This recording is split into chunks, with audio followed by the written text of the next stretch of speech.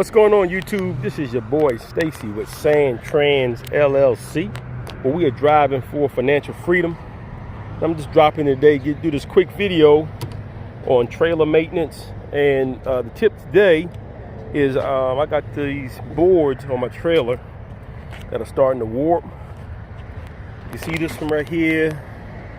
It's cocked up. Got this one here. It's cocked up. And it's due to the elements, you know, being out here in the heat. And I've done some research and talked to some of my other drivers. And the tip they got for me is to, whenever I do an oil change, is to take the old oil and pour it on here and mop it on the boards so it can absorb some of that oil. It creates a repellent and also keeps it from warping during the heat. Got another one right here, right there.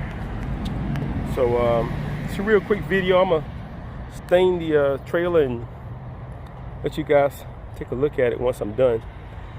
But a real quick tip, man.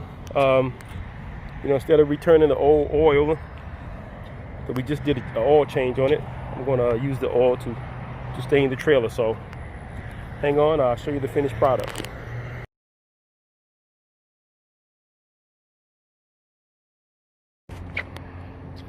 Okay, YouTube, I was able to use three gallons of the old used oil, so I wasn't able to finish the trailer, but I'll, you know, my next oil change, I just do it piece by piece.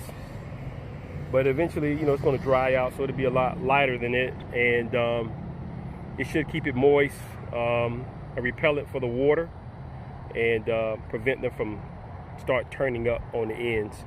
I also ordered a couple more, some deck screws where I'm going to use to screw it down. But that's my tip for today. A little quick tip on deck maintenance.